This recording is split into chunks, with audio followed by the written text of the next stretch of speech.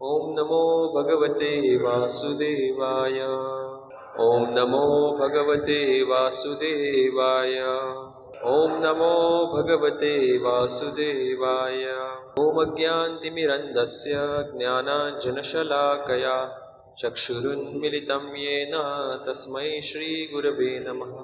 श्रीचैतन्यमनोभीष्टं स्थापितं येन भूतले स्वयं रूप कदा मह्यं ददाति स्वं पदान्तिकं। वन्देऽहं श्रीगुरू श्रीयुतापदकमलं श्रीगुरुन् वैष्णवांश्च श्रीरूपं साग्रजाता सहगण रघुनाथान्वितं तं सजीवं साद्वैतं सावधूतं परिजनसहितं कृष्णचैतन्यदेवं श्रीराधा कृष्णपादान् सहगण ललिता श्रीविशाखान्वितांश्च।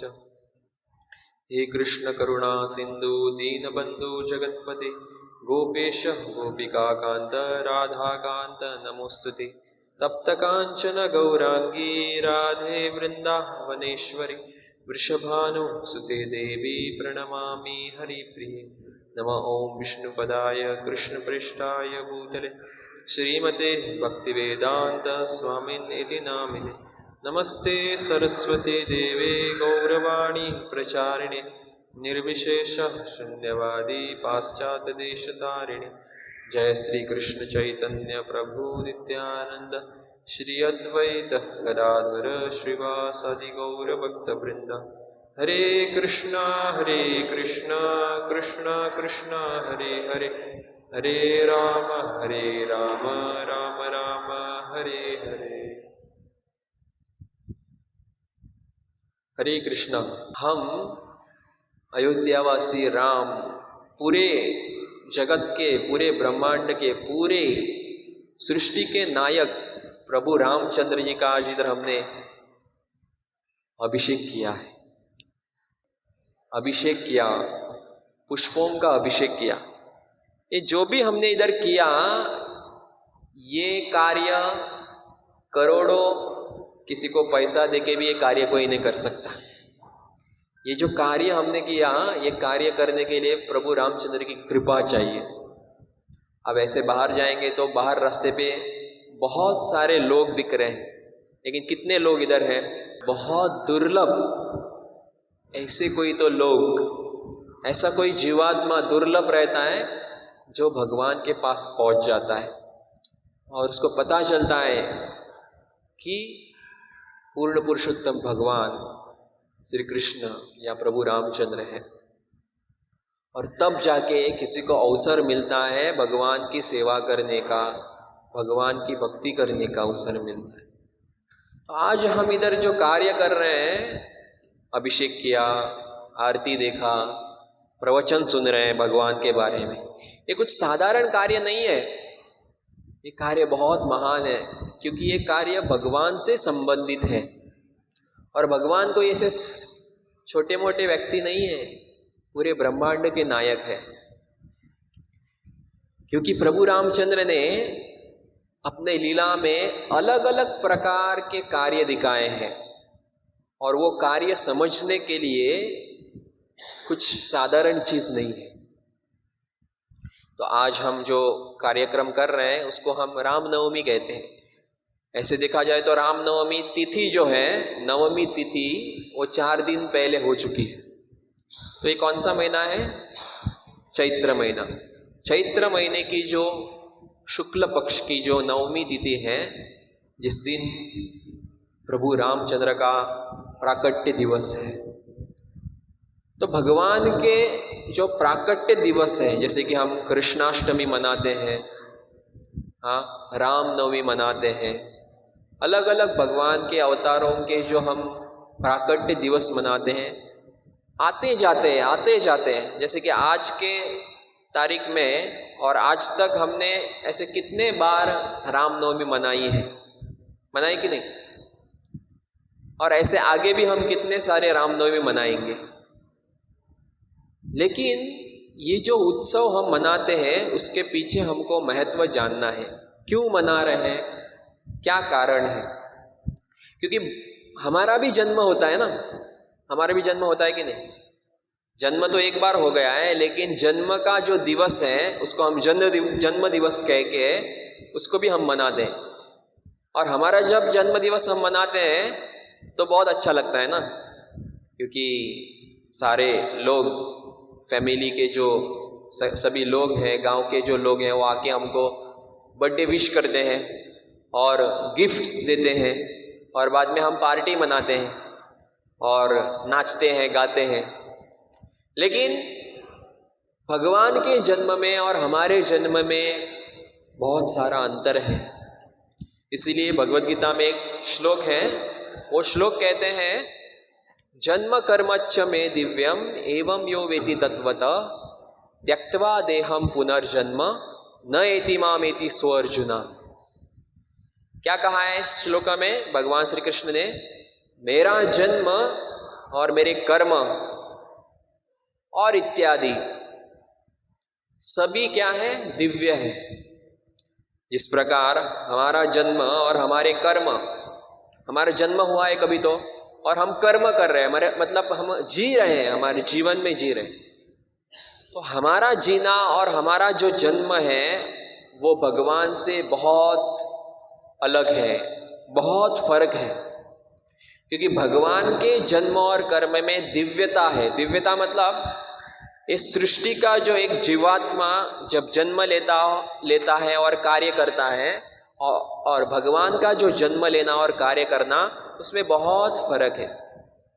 क्यों ऐसा?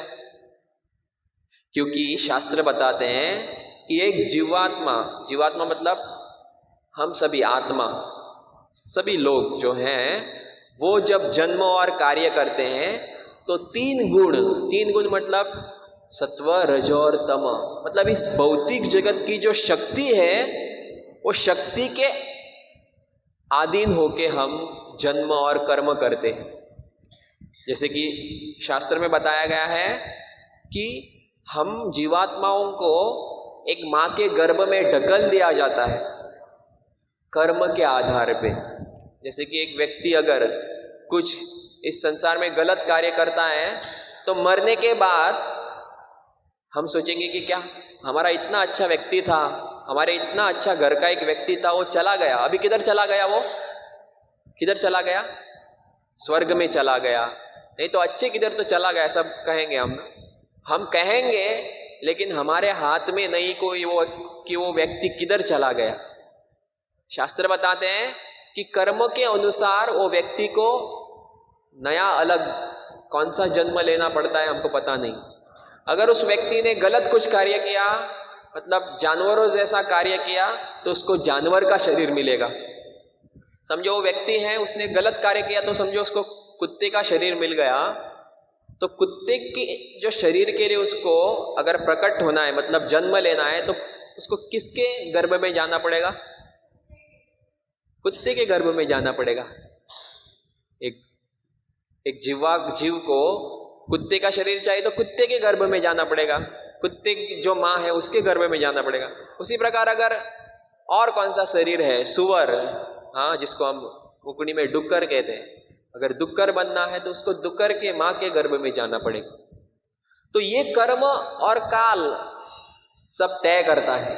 लेकिन भगवान को अगर इस भौतिक जगत में जन्म लेना है तो कर्म और काल ये सभी कार्य नहीं करते हैं। स्वयं भगवान अपने इच्छा से प्रकट हो जाते हैं कि मेरी माँ कौन हो जाएगी, मेरे पिता कौन हो जाएगी। हाँ, जिस प्रकार कृष्ण लीला में हम देखते हैं कि भगवान श्री कृष्ण चुन के आते हैं कि मेरी माँ देवकी और वसुदेव, नंद महाराज और यशोदा, ये मेरी माँ रहेगी, और इसके बाद मैं क्या करूँगा ये सब भगवान को पता है। तो इसीलिए, और बाद में ये सब कुछ कार्य भगवान करते हैं, तब साधारण कुछ कार्य भगवान नहीं करते हैं।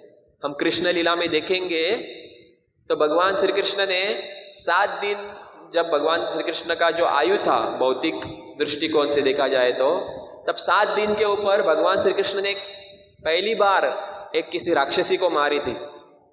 कौन थी वो राक्षसी? पूतना को मारा भगवान श्री कृष्ण। तो क्या एक छोटा 7 दिन का बालक, हम देखते हैं कि छोटा 7 के 1 महीने का या 2 महीने का भी बालक बोल नहीं सकता है, उसको खाने पीने के लिए भी माँ की सहायता लगती है। लेकिन 7 दिन का बालक भगवान श्री कृष्ण किसको मार रहा है? पूतना को मार रहा है। और कैसे मारा? कुछ तलवार, गदा, सुदर्शन लेके मारा? अपने होठों से मारा भगवान श्री कृष्ण ने। इससे हमको पता चलता है कि भगवान के जो कार्य हैं वो दिव्य है। क्यों? भगवान छोटे हैं या भगवान बड़े हैं? कार्य तो सबसे ही बड़े हैं। उसी प्रकार प्रभु रामचंद्र जो हैं उनके भी कार्य बहुत दिव्य हैं और उनका भी प्रकट होना बहुत दिव्य है। और आज अभी हम इधर उनके प्राकट्य के तौर के ऊपर आज हम ये जो अभिषेक, प्रवचन, आरती कर रहे हैं। तो इतने बड़े व्यक्ति, इतने बड़े एक भगवान, उनका आज हम इधर बर्थडे मना रहे हैं, तो क्या ये साधारण चीज़ है? नहीं। हमको लग सकता है कि इधर कुछ तो डेकोरेशन नहीं है, पार्टी नहीं हो रहा है, डिस्को नहीं चल रहा है, तो क्या है इसमें मजा? लेकिन भगवान के बारे में सुनना, भगवान की पूजा करना, भगवान का अभिषेक करना और भगवान के जन्म के बारे में सुनना और भगवान का जन्म दिवस मनाना, ये सबसे बड़ा कार्य है इस सृष्टि में। क्योंकि भगवान ने कहा है ना, अब भी मैंने कहा था कि जन्म कर्मच्छ में दिव्यम एवं यो वेति तत्वतः त्यक्त्वा देहम पुनर्जन्म नयति मामेति सर्जना। भगवान कहते हैं कि जो भी मेरे जन्म के बारे में, मेरे कर्म के बारे में जो भी जानने का प्रयास करेगा, कैसे? तत्वतः। तत्वतः मतलब गुरु शास्त्रों के आधार के ऊपर, गुरु से और शास्त्रों के आधार के ऊपर अगर कोई एक व्यक्ति मेरे बारे में जानने का प्रयास करता है, मेरे बारे में मतलब किसके बारे में? भगवान कह रहे हैं मेरे बारे में, मतलब भगवान के बारे में कोई एक व्यक्ति जानने का प्रयास करता है, नयति मामेति सो अर्जुना। भगवान कहते हैं कि वो व्यक्ति इस सृष्टि में, ये भौतिक जगत को छोड़ के किधर पहुंच जाता है? मेरे धाम पहुंच जाता है, मेरे आध्यात्मिक जगत में पहुंच जाता है, जिधर कुछ जन्म मृत्यु जरा व्याधि नहीं है। इसीलिए आज हम ये उत्सव मना रहे हैं। तो भारत में हम देखते हैं कि सबको पता है कि राम कौन है और राम भगवान, ये सबको पता है। ऐसा नहीं कि कोई व्यक्ति मिलेगा जिसको राम के बारे में पता नहीं, क्योंकि बचपन में हम सब भी सुनते आए हैं कि राम भगवान है, राम भगवान है। और राम ने एक राक्षस था रावण, उसका वध किया है। राम की पत्नी सीता थी, लक्ष्मण भाई थे। तो इन संक्षेप में हमको प्रभु रामचंद्र के बारे में पता है और हर एक व्यक्ति को पता है कि राम भगवान थे और उन्होंने रावण को मारा। लेकिन केवल इतना ही जानने से कुछ हम भगवान के बारे में सही जानना ऐसा नहीं कहते। भगवान के बारे में सही जानना मतलब भगवान अपने लीलाओं से क्या सिखाते हैं वो जानना। जैसे कि हम टीवी पे देखते हैं कि रामायण देखते हैं, महाभारत देखते हैं, कृष्ण लीला देखते हैं। वो क्यों देखते हैं? क्योंकि हमारे पास तो पहले टीवी है, उसके बाद हमको कुछ टाइम मिलता है, रात का समय, काम से आने के बाद हमको रात का समय मिलता है, बाद में टीवी ऑन करते हैं और टीवी पे क्या लगता है? रामायण, महाभारत लगता है। तो ये केवल रामायण देखना, महाभारत देखना ही मतलब भगवान को जानना नहीं। भगवान को जानना मतलब तत्वतः से जानना कि वो क्यों भगवान है और उनको जानने के बाद हमारा क्या हो जाएगा। ये प्रश्न पहले आना चाहिए कि भगवान को क्यों जानना है, भगवान ऐसे अलग अलग लीलाएं क्यों करते हैं, उसके पीछे क्या महत्व है। तो हम आज जितना भी हमारे पास समय है वो समय में थोड़ी सी कुछ ऐसे भगवान के बारे में लीलाएं वो जानने का प्रयास करेंगे और लीला से हमको, भगवान के कार्यों से हमको क्या सीख मिलते हैं वो जानने का प्रयास करेंगे। तो ऐसा कहते हैं कि भगवान अपने आध्यात्मिक जगत से इस भौतिक जगत में आते हैं। तो हमको ये पता रहना चाहिए कि 2 जगत है। कितने जगत है? कितने जगत है? 2 जगत है। 2 जगत मतलब एक भौतिक जगत और दूसरा है आध्यात्मिक जगत। भौतिक जगत मतलब जिस जगत में अभी हम रह रहे हैं, उस जगत में, जो भौतिक जगत कहलाते हैं, उस जगत में सबसे बड़े 4 मुख्य विपदा, प्रॉब्लम्स है, वो है जन्म, मृत्यु, जरा और व्याधि। क्या क्या? जन्म, मृत्यु, जरा, व्याधि। ये जन्म, मृत्यु, जरा, व्याधि को एक चक्र कहते हैं। चक्र मतलब साइकिल का जैसे हम चक्र देखते हैं ना, उसको समझो एक चक्र लिया, उसको एंड पॉइंट नहीं है, मतलब अंत नहीं है और स्टार्टिंग पॉइंट नहीं है, शुरुआत नहीं। जैसे कि आपके हाथ में जो कंकड़ है ना, जो बेंगल है, वो बेंगल को स्टार्टिंग पॉइंट नहीं है और एंड पॉइंट नहीं है। देखा आपने? सर्कल जो है उसको शुरुआत किधर है और अंत किधर है, बताइए। उसी प्रकार इस भौतिक जगत में जन्म और मृत्यु एक चक्र है, वो चक्र को आदि और अंत नहीं है। इसका मतलब जो जन्म लेगा उसका मृत्यु निश्चित है, और जिसका मृत्यु है उसका फिर से जन्म निश्चित है। तो ये चक्र है, और इस चक्र के बीच में जरा और व्याधि। जरा व्याधि मतलब बुढ़ापा और रोग।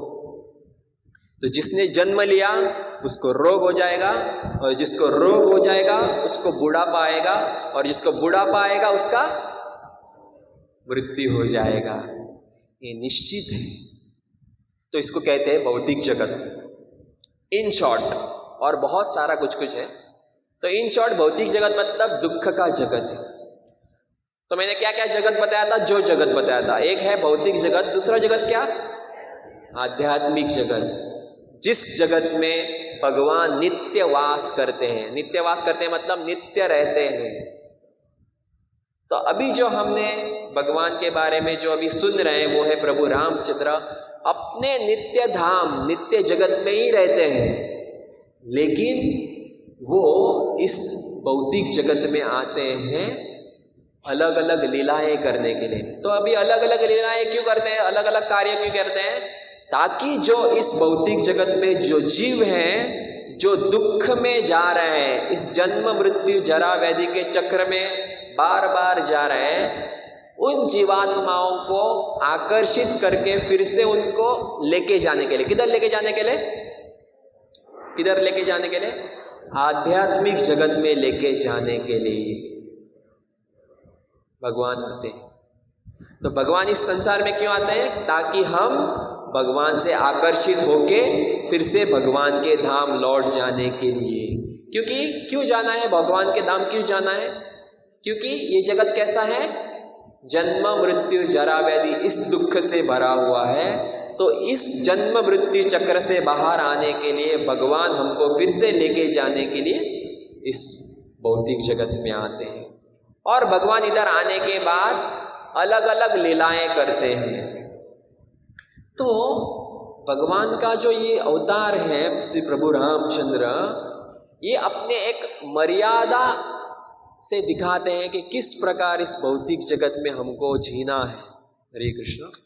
तो भगवान दिखाते हैं अपने जीवन से कि किस प्रकार इस भौतिक जगत में हमको जीना है।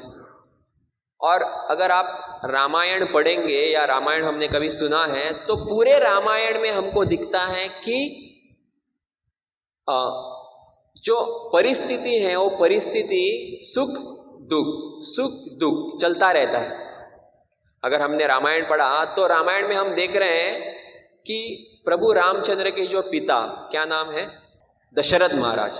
तो दशरथ महाराज अयोध्या के जब राजा थे, अयोध्या के मतलब पूरे पृथ्वी के जब राजा थे, तो अयोध्या में दशरथ महाराज जब राज्य कर रहे थे, दशरथ महाराज के पास सब कुछ था, पूरे सृष्टि के राजा थे वो दशरथ महाराज।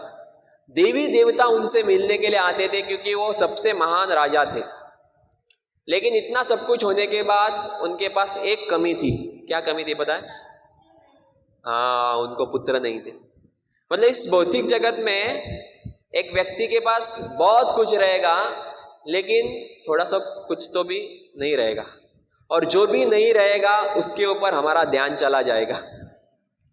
ऐसा ही रहता है ना कि दुनिया में हम देखते हैं कि एक व्यक्ति के पास बहुत पैसा रहता है, लेकिन उसको कुछ तो रोग हुआ रहता है।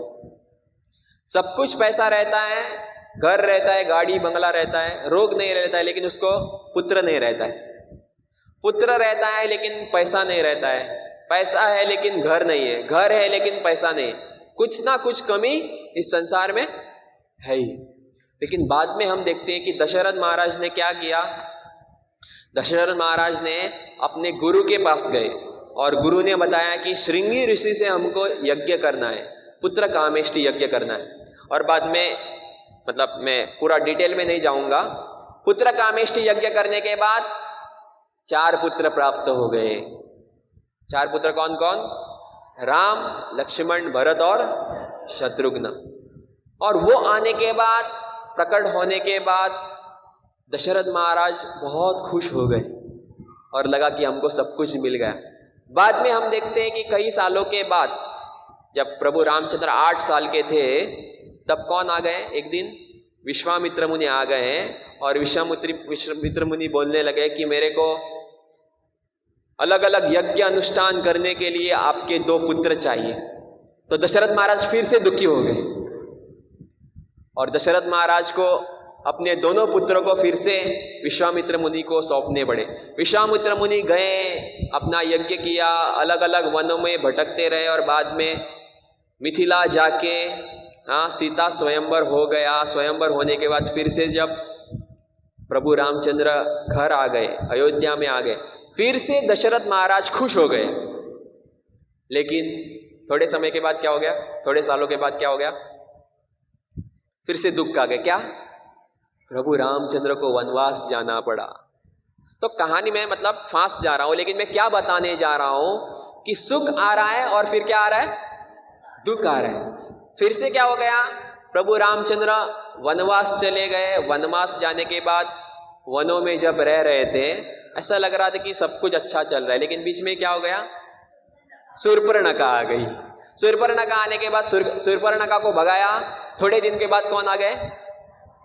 रावण आ गए। रावण आ गए। रावण ने सीता को सीता को छीन के लेके गए। प्रभु रामचंद्र 9 महीने तक सीता को ढूंढ रहे हैं और बाद में सीता को ढूंढ के निकाला कि सीता लंका में है, लेकिन लंका जाने के लिए कुछ उपाय नहीं है। तो वानरों की हेल्प लेके सेतु बांधा और सेतु बांध के उधर जाने के बाद युद्ध किया। युद्ध करके सीता का रक्षण किया। सीता को फिर से लेके आ गए, लेकिन फिर से दुख आ गया। सभी बोलने लगे कि सीता को क्या करना है? अग्नि परीक्षा करनी है।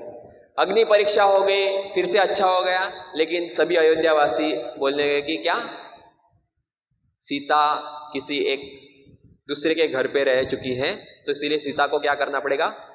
त्याग देना पड़ेगा। तो प्रभु रामचंद्र को सीता को फिर से क्या करना पड़ा? त्यागना पड़ा।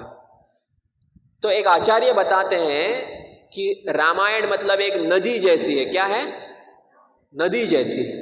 नदी क्या करती है कि नदी जब ऊपर से बहती है तो नदी के बहने के रास्ते के बीच में कभी कभी बहुत बड़े पत्थर आते हैं। तो पत्थर मतलब एक दुख जैसा है। क्या है? दुख जैसा है। लेकिन नदी क्या करते हैं? पत्थर को क्रॉस करके फिर से आगे चली जाती है, लेकिन आगे जाने के बाद फिर से पत्थर आ जाते हैं और वो पत्थर को फिर से वो क्या करते हैं? क्रॉस करके आगे जाने के बाद फिर से एक वृक्ष आ जाता है। वृक्ष को क्रॉस करके नदी क्या करती है? आगे जाती है। तो रामायण से सबसे बड़ी सीख हमको मिलती है कि जीवन में दुख आएगा, सुख आएगा, दुख आएगा और सुख आएगा, लेकिन हमको आगे बढ़ना है। हमको क्या करना है? आगे बढ़ना है।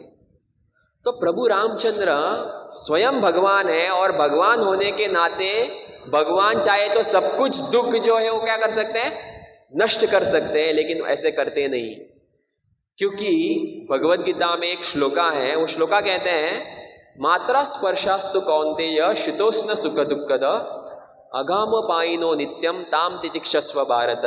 भगवान श्री कृष्ण अर्जुन को क्या कहते हैं कि इस संसार में हम जब जीते हैं तो सुख आता है और दुख आता है, लेकिन सुख और दुख एक सिक्के के 2 साइड है।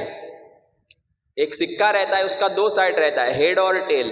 तो सुख और दुख मतलब एक सिक्के के 2 साइड है। तो सुख जैसे आएगा उसी प्रकार दुख भी आएगा, और जिस प्रकार हम सुख में आनंदित थे, तो हमको ये याद रखना है कि सुख का जो समय खत्म होने के बाद क्या आएगा? दुख आएगा। तो इसीलिए सुख में भी हमको ज़्यादा भी आनंदित नहीं होना चाहिए, और दुख जब आता है तब हमको सावधानी रहनी है कि अभी दुख आने वाला है, तो हमको हमारा संतुलन रखना है। क्योंकि प्रभु रामचंद्र के जीवन से हम सीख सकते हैं कि जब उनको पता चला कि उनका राज्य अभिषेक होने वाला है, क्या राज्य अभिषेक होने वाला है, जब राज्य अभिषेक होने वाला था और कैकेयी माता भी बहुत खुश थी कि अभी मेरा जो बेटा है भरत, वो प्रभु रामचंद्र की सेवा करेगा, क्योंकि राज्य किसको मिलने वाला है? राम को। मतलब कैकेयी भी बताना चाहती है कि कैकेयी भी बता रही थी कि मैं इतनी खुश हूं कि मेरा जो बेटा भरत है वो सेवा करने वाला है किसकी? राम की। और राम कौन बनने वाला है? पूरे अयोध्या का राजा बनने वाला है। लेकिन वो जो परिस्थिति है, वो परिस्थिति में एक मोड़ आता है। कौन आती है कैकेयी को बताने के लिए? मंथरा आते और कहते हैं कि क्या? क्योंकि मंथरा को एक पुराना एक ये था, गुस्सा था, क्योंकि मंथरा जब प्रभु रामचंद्र छोटे थे, वो खेल रहे थे, और खेलते खेलते बच्चे कभी कभी गलत कुछ कार्य करते, जैसे कि कुछ तो किसी के ऊपर कुछ मारते हैं, किसी को कुछ बोलते हैं, जैसे कि अभी बच्चे खेल रहे हैं इधर। जब प्रभु रामचंद्र एक बार अपने धनुष्य को लेके खेल रहे थे, छोटे थे, तो प्रभु रामचंद्र ने क्या किया? एक मिट्टी का मतलब गोला लेके अपने धनुष्य के ऊपर लगाया, बाण के ऊपर लगाया और छोड़ दिया। जैसे ही बाण छोड़ रहे थे तो बीच में आ गई मंथरा। मंथरा के पीठ के ऊपर ये जो बॉल है वो लग गया, और मंथरा को गुस्सा आ गया, और मंथरा कहने लगी कि जब समय आ गया तो आएगा तब मैं इस बच्चे को सही सबक सिखाऊंगी। और अभी समय आ गया, तो मंथरा क्या सोच रही है कि मैं किसी भी प्रकार से राम को मैं राजा बनने नहीं दूंगी। तो इसीलिए मंथरा कैकेयी के पास जाती है और कहती है कि राम अगर राजा बनेगा तो भरत और आपको दासी बनके और दास बनके रहना पड़ेगा। तो कैकेयी पहले सुनती नहीं और मानती नहीं। तो आचार्य बताते हैं कैकेयी का जो हृदय है वो एक बहुत सुंदर तालाब के समान है। तालाब हम दिखते हैं ना, अच्छा पॉन्ड, उसमें पानी रहता है सुंदर, अच्छे मतलब कमल के फूल रहते हैं, अलग अलग प्रकार के फूल रहते हैं, हंस रहते हैं। लेकिन वो जो तालाब रहता है, वो तालाब के नीचे जो क्या बोलते हैं कीचड़ रहता है, वो कीचड़ भी नीचे रहता है, ऊपर नहीं रहता है। लेकिन अगर आप कीचड़ में या तालाब में कुछ तो बहुत बड़ा पत्थर फेंकेंगे, कुछ तो चीज फेंकेंगे, तो नीचे का जो कचरा रहता है वो क्या हो जाता है? ऊपर आ जाता है। तो आचार्य बताते हैं कि कैकेयी का जो हृदय था वो एक तालाब के समान था, और मंथरा जो थी वो एक भैंस की समान थी। कौन? भैंस पता है ना, भैंस। और भैंस क्या करती है? अच्छा कुछ तालाब है, वो तालाब में जाते हैं और कीचड़ क्या हो जाता है? ऊपर आ जाता है। तो मंथरा रूपी जो भैंस है, वो भैंस ने क्या किया? कैकेयी के हृदय का जो तालाब है वो तालाब में छलांग लगाया और तालाब को दूषित किया। तो इसका मतलब संग इधर महत्वपूर्ण है। हम किससे संग करते हैं वैसा हमारा मन हो जाएगा। अगर हम गलत लोगों के साथ संग करते हैं तो हमारा मन, हमारा हृदय गलत बन जाएगा। अगर संत और साधुओं के साथ हम अगर संग करते हैं तो हम भी साधु और संतों के समान बन जाएंगे। जैसे कि अगर आपको पियक्कड़ बनना है, मतलब दारू पीना है, तो अगर आपको पहले मतलब पता नहीं रहता कि दारू क्या है, हमने कभी दारू पिया नहीं रहता है, लेकिन अगर आपको दारू के बारे में पता करना है या दारू पीना है तो आपको क्या करना है? दारू पीने वाले व्यक्ति के साथ केवल बैठना है। बैठने के बाद क्या हो जाएगा? पहले आपको इन्फॉर्मेशन मिलेगा कि दारू मतलब क्या है, कैसे पीना है। मतलब मैं बता नहीं रहा हूं कि दारू पीना है करके, तो ऐसे करके आप ऑटोमेटिकली गलत कार्य करने लगेंगे। तो इसका मतलब एक गलत व्यक्ति के साथ आप बैठेंगे तो आप गलत बन जाएंगे। तो उसी प्रकार जब कैकेयी ने मंथरा का संग लिया तो भगवान को दूर किया, भगवान से दूर हो गई कैकेयी खुद, क्योंकि बाद में पता है ना कि प्रभु रामचंद्र को वनवास जाना पड़ा। तो हम रामायण से बहुत सारे सीख सकते हैं कि किस प्रकार संग भी भगवान हमसे दूर हो जाते हैं और हम भगवान से दूर हो जाते हैं। और बाद में हमको पता है कि दूसरे दिन जब प्रभु रामचंद्र को पता चला कि मेरा अभी राज्य अभिषेक होने वाला है, और प्रभु रामचंद्र राज्य अभिषेक के लिए महल में जब जा रहे थे, तो वाल्मीकि रामायण में वाल्मीकि बताते हैं कि प्रभु रामचंद्र के मुख के ऊपर इतना तेज था कि क्या अभी मेरा क्या होने वाला है, राज्य अभिषेक होने वाला। और जैसे ही प्रभु रामचंद्र महल में चले गए, और महल में चले जाने के बाद और पूरे अयोध्या में सभी लोग मतलब फेस्टिवल मना रहे थे, उत्सव मना रहे थे, जैसे कि अभी हम उत्सव मना रहे हैं। किस लिए उत्सव मना रहे थे? कि राम अभी राजा बनने वाले हैं। सभी ऋषि मुनि, सभी जो और भी अनेक अनेक छोटे छोटे राजा थे, वो भी उत्सव मना रहे थे। लेकिन प्रभु रामचंद्र अंदर गए, और अंदर जाने के बाद पता चला प्रभु रामचंद्र को कैकेयी बैठी थी और दशरथ महाराज बैठे थे। और दशरथ महाराज बहुत दुखी थे। क्यों? क्योंकि कैकेयी ने बताया था कि आपको बताना है प्रभु रामचंद्र को कि क्या, कि आपको पहले तो भरत को क्या करना है, राजा बनाना है, और आपको 14 साल के लिए वनवास जाना है। लेकिन दशरथ महाराज को वो बताने के लिए हो नहीं रहा था, इसीलिए कैकेयी ने समय देखा नहीं और तुरंत बोला कि आपके पिता चाहते हैं कि आपको क्या करना है, आपको वनवास जाना है। तो जैसे ही प्रभु रामचंद्र ने कैकेयी से सुना कि मेरे को वनवास जाना है, तो 2 मिनट के लिए प्रभु रामचंद्र के चेहरे पे दुख आ गया। क्यों दुख आ गया? क्योंकि वनवास जाना है करके। हमको भी ऐसे ही लग रहा है ना कि प्रभु रामचंद्र को जब न्यूज़ मिल गया कि मेरे को वनवास जाना है, इसलिए वो दुखी हो गए। लेकिन आचार्य बताते हैं कि प्रभु रामचंद्र को दुख इसलिए ही नहीं हो गया कि उनको वनवास जाना है। प्रभु रामचंद्र कहने लगे कि आप मेरे पिता हैं, दशरथ महाराज को बोलने की, आप मेरे पिता हैं, आपको डायरेक्टली मेरे को बोलना चाहिए था ना कि क्या मेरे को वनवास जाना है, मैं बहुत खुश होता। आपने मेरे माँ को इतना कष्ट क्यों दिया? आपने मेरे माँ को क्यों इतना कष्ट दिया? आप जो भी कहेंगे वो मैं स्वीकार करने के लिए रेडी हूं। प्रभु रामचंद्र बोल रहे हैं कि मेरे को इसलिए दुख हो गया। मेरे को इसलिए नहीं दुख हो रहा है कि मेरे को किधर जाना है, वनवास जाना है। और तुलसीदास रामायण में तुलसीदास जी बताते हैं रामचरितमानस में कि प्रभु रामचंद्र इतने खुश हो गए कि मेरे को वनवास जाने के लिए मिल रहा है। क्यों? क्योंकि वनवास जाने के बाद मैं जब वन में रहूंगा, वन में कौन रहते हैं? वन में कौन रहते हैं? ज्यादातर ऋषि मुनि रहते हैं, साधु संत किधर रहते हैं? वन में रहते हैं। तो प्रभु रामचंद्र सोच रहे हैं कि इतने बड़े शहर में रहने से अच्छा है किधर, वन में रहना, क्योंकि मेरे को सभी साधु संतों का संग मिलेगा। तो प्रभु रामचंद्र जब अंदर जा रहे थे तो उनके मुख पे इतनी मुस्कान थी। लेकिन वाल्मीकि रामायण में वाल्मीकि बताते हैं कि जब उनको पता चला कि मेरे को अभी वनवास जाना है, तो जब प्रभु रामचंद्र बाहर आ रहे थे तो उनके मुख पे 10 गुना और भी मुस्कुराहट थी। उनका पूरा जो मुख था वो सूर्य के समान तेजवान था। तो क्या हम सोच सकते हैं कि हमारे जीवन भी कभी कभी कुछ ऐसा होता है? समझो हम कुछ इंटरव्यू के लिए जा रहे हैं, और इंटरव्यू के जाते समय हमको क्या लगता है कि मैं अभी इंटरव्यू पास हो जाऊंगा, लेकिन उधर जाने के बाद बॉस क्या करता है, हमको फेल करता है। और फेल करने के बाद जब हम घर आते हैं तो क्या बोलते हैं, शी मैं फेल हो गया, कुछ हुआ नहीं, इंटरव्यू में फेल हो गया। दुखी होते हैं कि नहीं?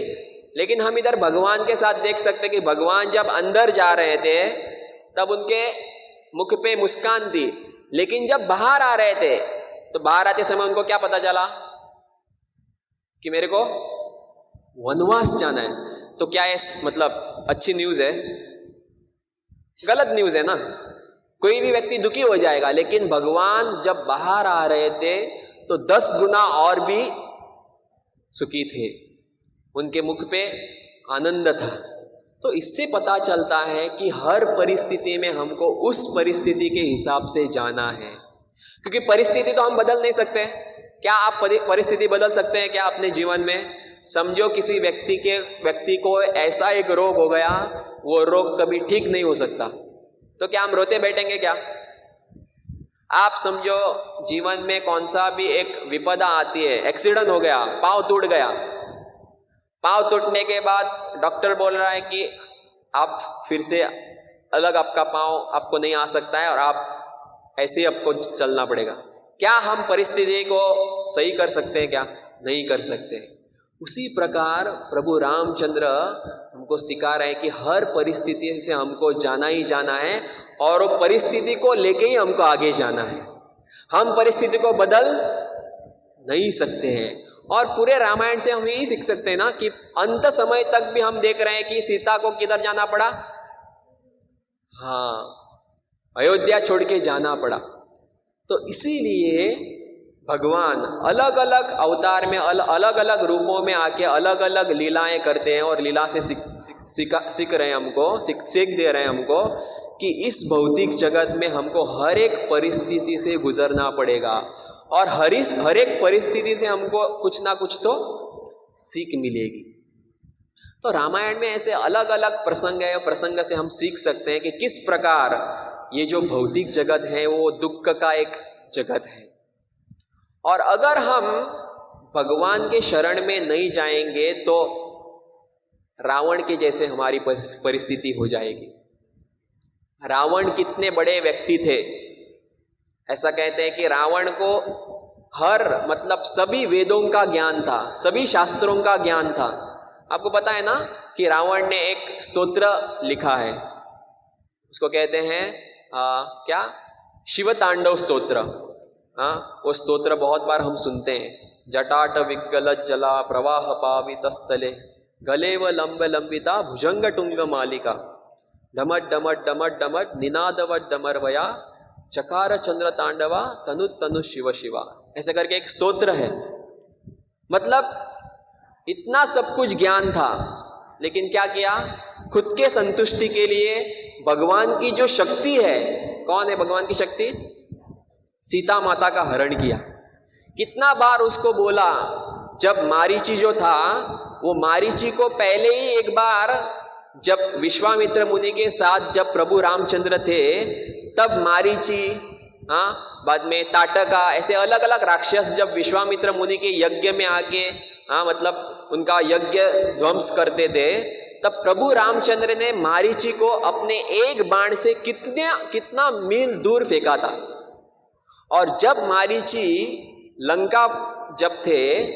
लंका में जब मारीची जब थे और जब शूर्पणखा आके रावण को कहती है कि मेरा नाक काट दिया, मेरा कान काट दिया, आप जाके उसको मारो, तो कहते हैं वो कौन है व्यक्ति? तो शूर्पणखा कहती है कि कोई तो एक राजा के पुत्र हैं और उनके साथ उनकी एक सुंदर पत्नी है, लेकिन वो पत्नी बहुत सुंदर है। तो शूर्पणखा जाके अपने भाई को थोड़ा उकसाती है और रावण पहले कहता है कि रहने दो, कुछ प्रॉब्लम नहीं, आप क्यों गए थे उधर, ऐसा कहते हैं। लेकिन शूर्पणखा को बहुत गुस्सा आता है, अरे मेरा भाई होके मेरा नाक काट दिया, मेरा कान काट दिया और मेरी सहायता नहीं कर रहे। फिर से वो कहती है। जब शूर्पणखा बार बार कहने के बाद इधर भी फिर से संग का ही आता है। संग जब कोई आप एक गलत व्यक्ति से करते हैं तो आपका भी नाश हो जाता है। शूर्पणखा बार बार जाके जब रावण को कहती कि आप जाके उनको मारो, आप जाके थोड़ा देखो तो सही, तब रावण कहते कि हाँ मैं जाऊंगा। और रावण क्या करता है? किसका सहारा लेता है? मारीची का। तो मारीची को कहते हैं, मारीची जो राक्षस था, रावण कहते हैं कि आपको क्या करना पड़ेगा, आपको जाके उधर एक हिरण बनना है। तो मारीची क्या कहते हैं कि आपको पता है कि आप किससे पंगा ले रहे हैं? वो कहते कि नहीं, मेरे को वो नहीं कुछ पड़ा है, मैं ही सबसे महान व्यक्ति हूँ, मैं एक राक्षस हूँ, मैं जो चाहे कर सकता हूँ। तो मारीची कहते हैं कि मेरे को वो जो कोई व्यक्ति है राम, उसने मेरे को एक बाण से कितने मील दूर फेंका था। तो रावण कहते हैं मेरे को कुछ पड़ा नहीं है, अगर आप मेरी सहायता नहीं करेंगे तो मैं अभी के अभी आपको मारूंगा। और बाद में आपको पता है क्या होता है कि मारीची हिरण बन के चला जाता है। हिरण बनने के बाद वो उधर जाता है, जब सीता माता देखती है कि ये हिरण है, मतलब सुंदर, उसका कलर सोने का था कलर, और जब सीता माता जब हिरण मांगती हैं तब राम क्या करते हैं, वो हिरण के पीछे भागते हैं। और बाद में जब हिरण के ऊपर एक तीर चलाते हैं तो हिरण उधर मर जाते हैं। और मरते समय क्या करता है हिरण, हाँ लक्ष्मण करके पुकारते हैं, लक्ष्मण करके, सीता करके पुकारते हैं। लेकिन लक्ष्मण जब जाते हैं, मतलब सीता को बोलते हैं कि आप इस जो लक्ष्मण रेखा है उससे बाहर मत जाइए, और जब लक्ष्मण उधर जाते हैं और बाद में कौन आते हैं, रावण वेश बदल के आते हैं और बाद में हरण करके लेके जाते हैं। लेकिन इतना सब कुछ होने के बाद जब अंत समय जब आता है, बहुत बार रावण को चेतावनी मिलते हैं कि अभी भी आपको समय है कि प्रभु रामचंद्र के शरण में जाने के लिए, फिर भी रावण मानते नहीं। तो ये राक्षस प्रवृत्ति है। इसीलिए बार बार शास्त्र में कहा गया है कि भगवान इस संसार में हजारों बार अलग अलग अवतार लेके आते हैं। कृष्ण, राम, वराह, नरसिंह, वामन, परशुराम, अलग अलग भगवान के अनगिनत अवतार हैं। क्यों आते हैं? रावण जैसे मनस्थिति वाले लोगों को कहने के लिए कि ये जगत में आप, भौतिक जगत में आप राक्षस प्रवृत्ति वाले लोगों के साथ रह के खुद भी राक्षस बन रहे हैं।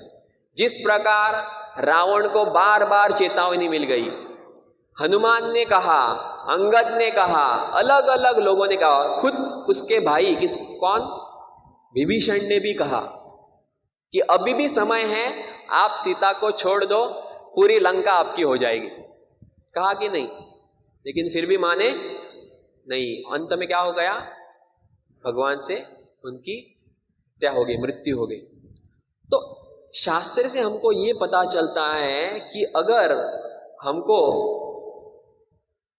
सही में कुछ तो हमको भगवान की शरण जानी है तो हम भगवान के दिए हुए आदेशों के अनुसार हमको जाना पड़ेगा। नहीं तो रावण जैसी प्रवृत्ति हमारे अंदर भी है, हिरण्यकश्यपु जैसी प्रवृत्ति हमारे अंदर भी है।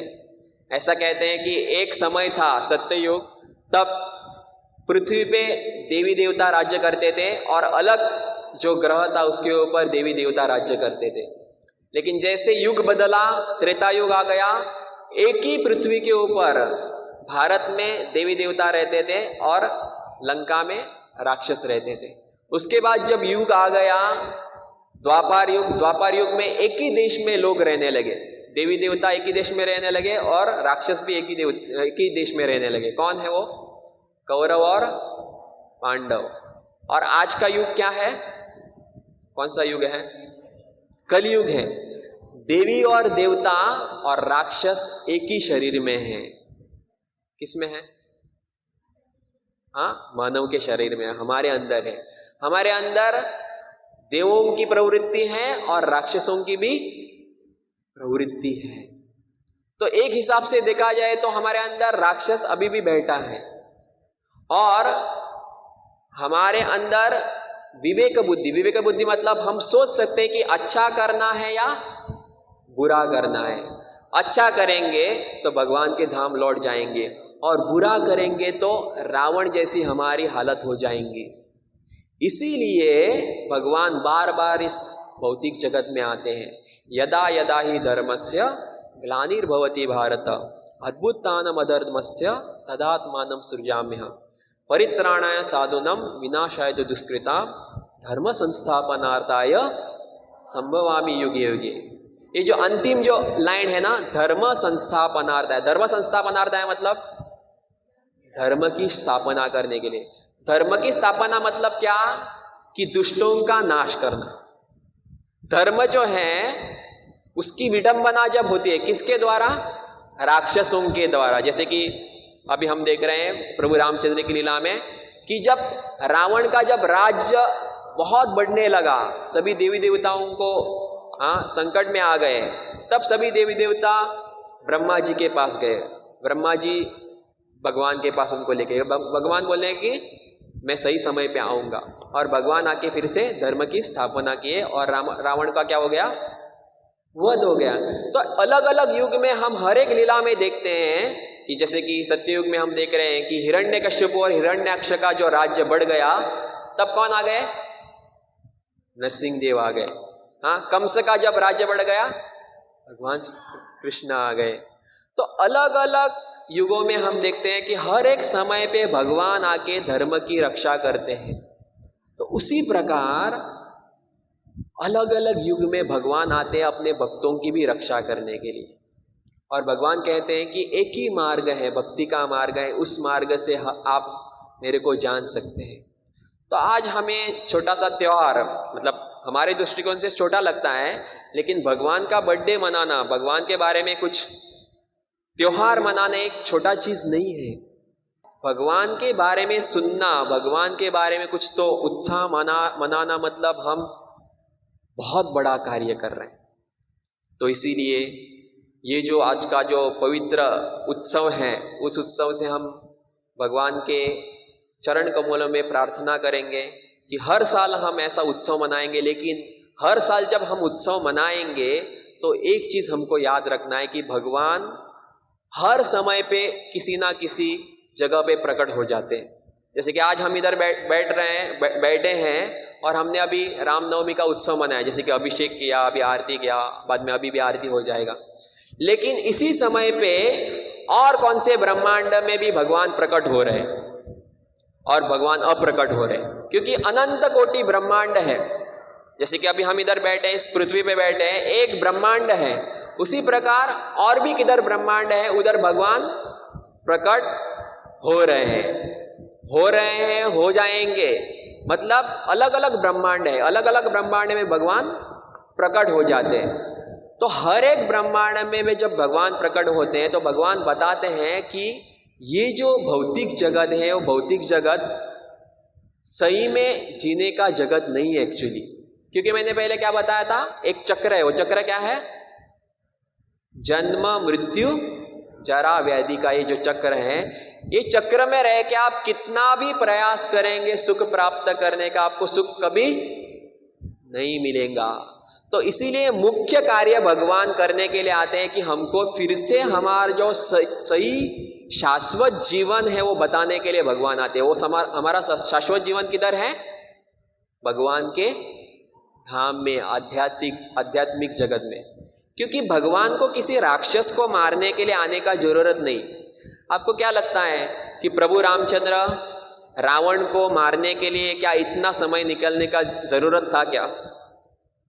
अगर भगवान चाहते थे तो भगवान भारत में बैठ के भी रावण को मार सकते थे। पता है आपको कैसे मार सकते थे? आपको पता है कि भगवान हर एक के हृदय में है कि नहीं? हर एक जीवात्मा के हृदय में भगवान परमात्मा रूप में है। इसी प्रकार रावण के हृदय में भी भगवान है। आप बोलेंगे अगर रावण के हृदय में भगवान है तो रावण ऐसे राक्षस कैसे बन गया? राक्षस जो है वो बाहर का शरीर है, मतलब हमारे शरीर के अंदर क्या है, आत्मा है। उसी प्रकार रावण का जो शरीर है वो शरीर के अंदर भी कौन है, आत्मा है। लेकिन उसका जो शरीर है वो शरीर ऐसे क्यों बन गया? क्योंकि उसका जो कर्म है, उसका जो इस भौतिक जगत में आके गुणों के वजह से, कर्म के वजह से जो शरीर मिल गया, वो शरीर में जो आत्मा है, वो आत्मा के पास भी एक परमात्मा है। और परमात्मा चाहिए तो किसी भी व्यक्ति को किधर से भी मार सकता है। अगर एक व्यक्ति है, उसके पास कितना भी पैसा है, लेकिन समय आने के बाद वो व्यक्ति मरता है कि नहीं? कोरोना में हम देख रहे हैं कि कितने से लोग हैं जिनके पास असंख्य धन है, लेकिन मृत्यु के समय उसको कोई बचा सका क्या? कोई नहीं बचा सका, एक डॉक्टर भी उसको बचा नहीं सका। उसी प्रकार भगवान अगर इच्छा करते कि रावण मर गया तो रावण उधर ही मरता था, उधर ही मरता था। लेकिन हम क्या पढ़ते थे कि एक रावण था, उसने सीता का हरण किया, और राम जो भगवान थे उन्होंने सोच लिया कि रावण मर गया तो रावण मर गया। क्या हम ये पढ़ते थे क्या रामायण में? मजा नहीं आता था ना। लेकिन भगवान अपने भक्तों को और जीवात्माओं को आकर्षित करने के लिए सब कुछ लीला करते हैं, और इस लीला से भगवान बताना चाहते हैं कि ये जो भौतिक जगत है वो इधर जीने का जगत नहीं है, आपको किधर आना पड़ेगा? आध्यात्मिक जगत में आना पड़ेगा। तो इसीलिए जब भी हम ऐसा कुछ उत्सव मनाएंगे तब हमको ये याद रखना है कि ये जगत जीने का जगत नहीं है, हमको किधर जाना है? आध्यात्मिक जगत में, भगवान के जो अयोध्या धाम है, शाश्वत अयोध्या जो धाम है, उधर हमको जाना है। तो आइए आज के इस उत्सव पे हम भगवान प्रभु रामचंद्र से प्रार्थना करेंगे कि जिस प्रकार हम रामलीला में देखते हैं कि भगवान के अलग अलग भक्त थे, और सबसे बड़े भक्त मतलब हनुमान जी, जिस प्रकार हनुमान को और सारे भक्तों को भगवान के प्रति श्रद्धा और भक्ति थी, उसी प्रकार हमारे जीवन में भी हम भगवान की कृपा और भक्ति प्राप्त करेंगे। सभी भक्तों का बहुत बहुत धन्यवाद। हरे कृष्णा।